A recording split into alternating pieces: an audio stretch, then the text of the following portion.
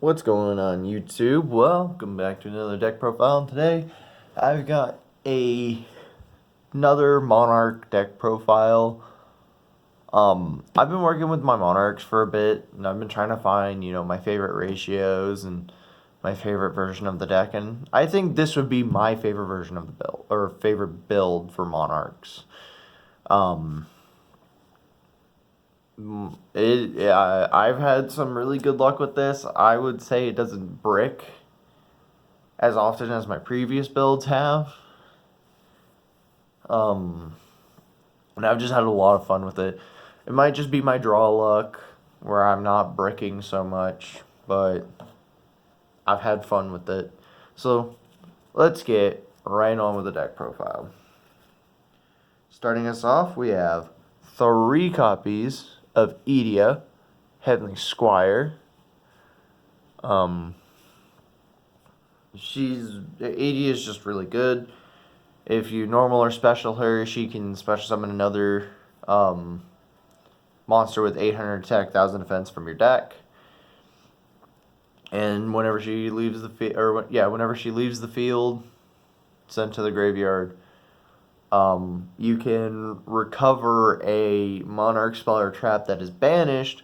So like your Pantheisms or anything you've banished. Next up, we have 2 copies of Eidos, the Underworld Squire.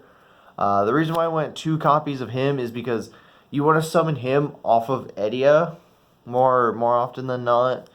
So having 2 Eidos minimalizes the amount of Eidos you see in your hand. And then for the last Vassal, Squire, whatever, we have 1 copy of Mithra. Mithra is actually probably one of the best vassals you can play. It does give your opponent a token that is 800 attack, 1000 defense.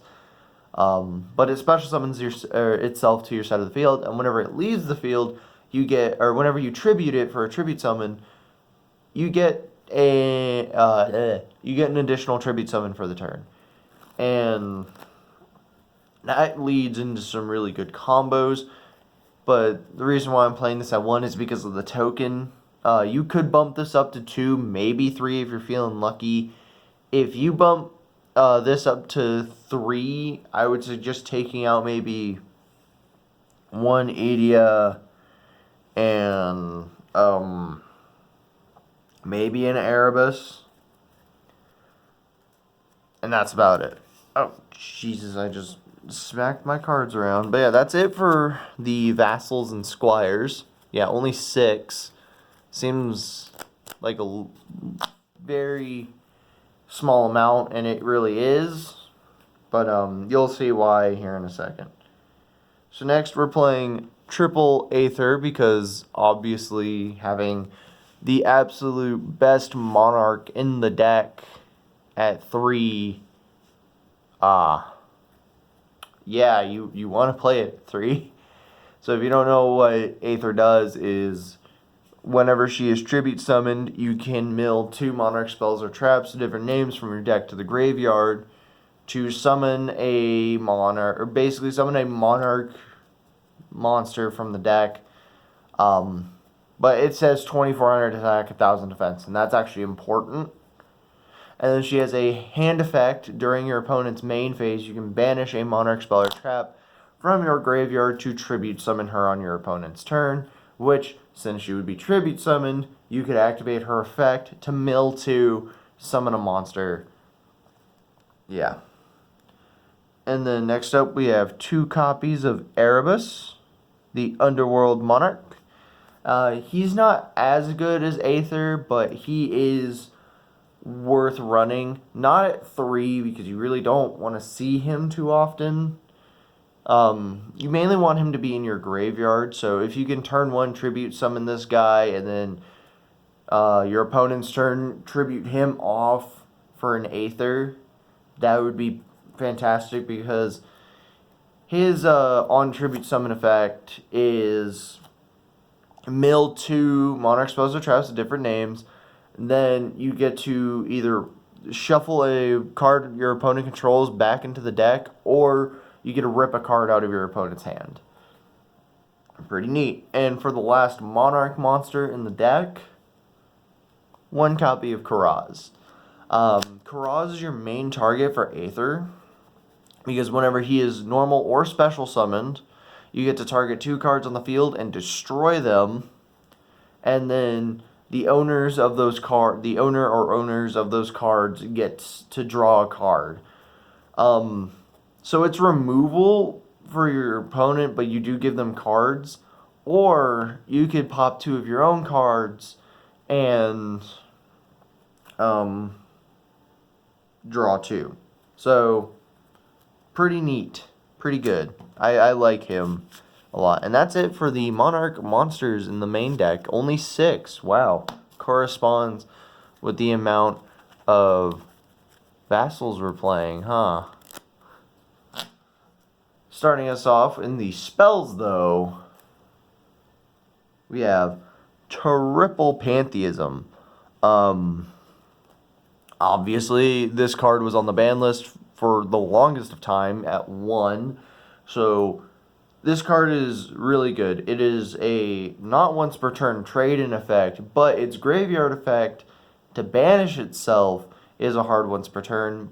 But basically, you activate when you activate it from the hand, you discard a Monarch spell or trap to draw 2 cards. Trade in, but for your Monarch spells and traps. And a lot of your spells and traps like to be in the graveyard. And then Pantheism has another effect where it banishes itself to reveal 3 Monarch spells or traps to your opponent. They don't have to be different names. And your opponent chooses one to add to your hand. So you could reveal all 3 copies of this next card, Domain of the Monarchs. If you don't know what this card does, then you probably have never played Monarchs or played against them. What it does is, you can reveal that's the second effect. If you control a tribute summon monster, neither player can special summon from the extra deck. That is the whole theme of Monarchs, not letting your opponent access the extra deck. It's not as bad as Buster Lock because it's based around a spell card that has much easier potential to be, gotten around. There's not as much protection in Monarchs as there is in like Dragon Link and whatnot. And then it has a battle effect that whenever your tribute summon monster battles an opponent's monster, it gains 800 attack. Or no, whenever your monster attacks into an opponent's monster, it gains 800 attack for that damage calc only. And then you can reveal a monster with 2800 attack and 1000 defense from your hand and reduce its level by 2. Because typically monsters like that are level 8. So reducing its level by 2 means it requires 1 tribute. So next up, we have triple copies of Tenacity of the Monarchs. This card is a somewhat decent card. It gives your opponent hand information because what it does is you reveal a monster with 2400 attack and 1000 defense, or 2800 attack and 1000 defense, to search for a Monarch spell or trap. It gives your opponent information about what's in your hand, but if you're going to play the card that's in your hand anyways, it just gives them insight into what you're going to play. And that's about all it does. It's a hard once. It's fine. Next up, we play triple copies of Return of the Monarchs. The reason why I played this at 3 is because it's just really good. You could tribute summon your Aether while this is up, and then you can search a card. And then after you search your monster with either 24 or 2800 attack and 1000 defense, Aether will more than likely be summoning your 1 copy of Karaz. And Karaz can pop this for free. So you already get a search off of this and a body onto the board. And then you can pop this to draw another card. Like, advantage, man. Advantage.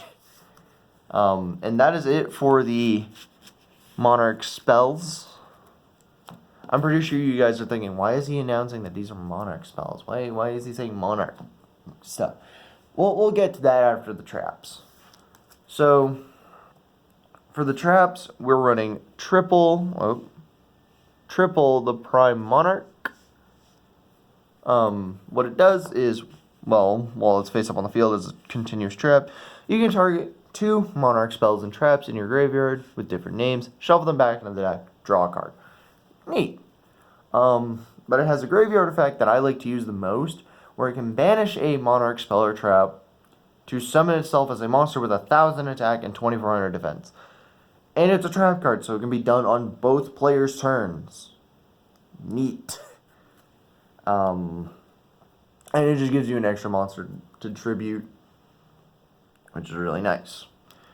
Next, we have 2 copies of Escalation of the Monarchs.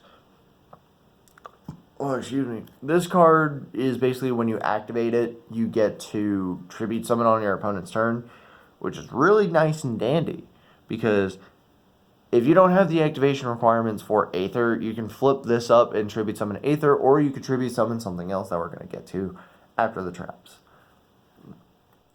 And the last Monarch trap in the deck, 2 copies of the Monarch's Erupt.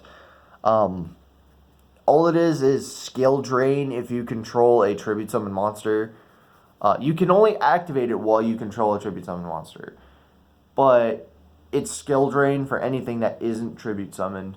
So it turns off all your opponent's normal summon monster effects, all of your opponent's other, monster effects that aren't grave effects. Sadly, it only works on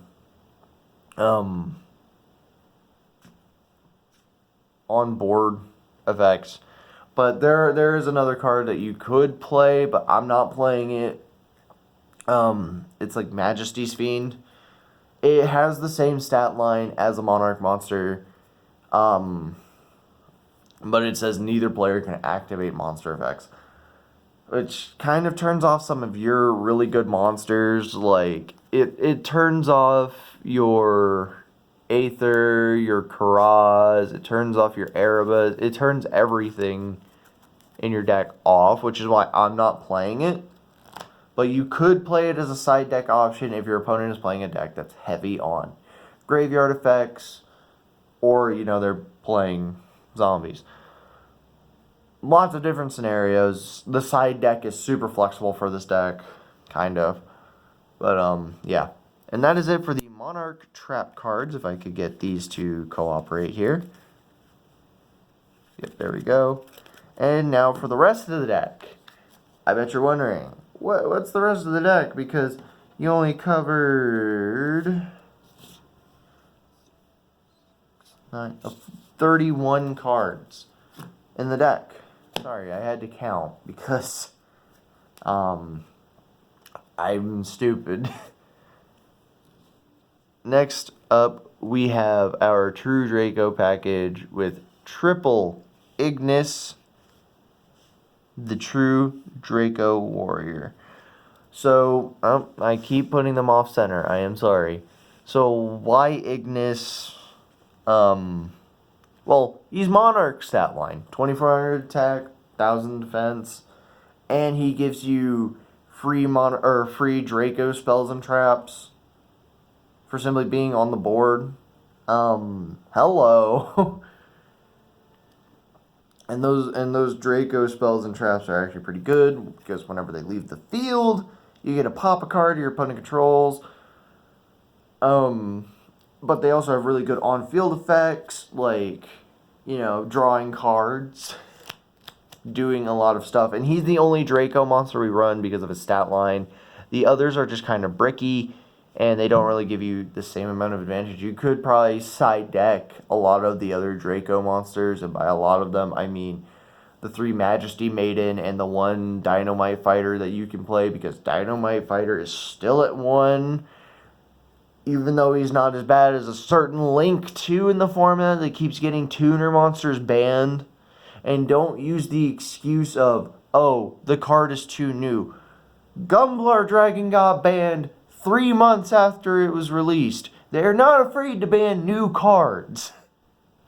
Ban the thing. It's not even that new. It came out early 2020. We're in December. That's a video for another time, though. So, that's it for the Draco monsters for this deck. Starting us off with these spells is 2 Heritage and 2 Disciples. Heritage is really good because you can, on field, activate it and draw a card for each different card type sent to the graveyard this turn of monster spells and traps. Or is it just spells and traps? Let me check that. Yeah, monster spell and trap. So, if you tribute summon, you can draw a card. Fun. And then Disciples let you put your Draco spells and traps back into the deck to draw a card. You put 3 with different names back into the deck to draw 1 card. And that is actually it for these spells and traps. These also float to destroy 1 spell or trap your opponent controls. Both of these do it, so yeah, pretty neato. And then for the trap cards, we only have 2. We have the 1 copy of True King's Return and the 1 copy of Draco Apocalypse. Both of these have the effect that whenever they are sent to the graveyard, you get to pop a monster your opponent controls. True King's Return is a once during each player's turn, monster reborn or Draco monster. And then, yeah. And then it also says during your opponent's main phase, you can tribute summon a monster immediately after its effect resolves. This also says the same for the immediately after its effect resolves. Tribute summon, and then this has the effect that you can pop one of your Dracos to have the attack and defense of all monsters your opponent controls. So if you get both of these on the field, which with Ignis isn't hard, your opponent procs a monster effect, you get to activate Return or Apocalypse from the deck. Yeah. Ridiculous, right? And then you, on your turn, can proceed to pop with Apocalypse to have your opponent's monsters attack and go for an OTK, which you can do, but not very consistently. I just like to play this as more of a control deck. It works really well. And that is it for the deck. So let me get everything reorganized and I will get right back to you guys for the outro. So guys, if you enjoyed the deck profile and want to see more of these from me, please be sure to like this video or dislike it if you didn't agree with it, and tell me what you didn't agree about in the deck for choices. I don't have a side deck put together for the deck, but that's up to you guys on what you put in the side deck. There are other Majesties and Vanities monsters that you could play. I don't own them, but you could play those. You could also play, more Dracos, no Dracos, and more Monarch stuff. Like, I'm pretty sure you guys noticed, I was not playing Stormforth at all. And that's simply because I don't see use in Stormforth in this deck. The only thing I can see Stormforth being used for is a really weird combo with Escalation. Because you, on your opponent's turn, Stormforth, then activate Escalation after. Or you activate Escalation, chain Stormforth, you can tribute one of your opponent's monsters, put a monster on your board. It's weird and stupid. I'm not going to bother with it. But yeah. If you have any card suggestions, leave them in the comment section below. And if you're new to the channel, please be sure to hit that subscribe button. We are 10 subscribers away from that big 100. And if we could hit it before the end of the year, which is in a couple of weeks, I would be ecstatic. But as it's sitting, I'm not saying I don't have faith in you guys, but I'm saying where we're sitting right now and how my subscriber count is, continually bouncing up and down, I don't think that's happening. But we'll see. If you guys did enjoy the video, like I said, be sure to hit that like button, subscribe if you're new, and I will catch you all tomorrow in a live stream. Peace.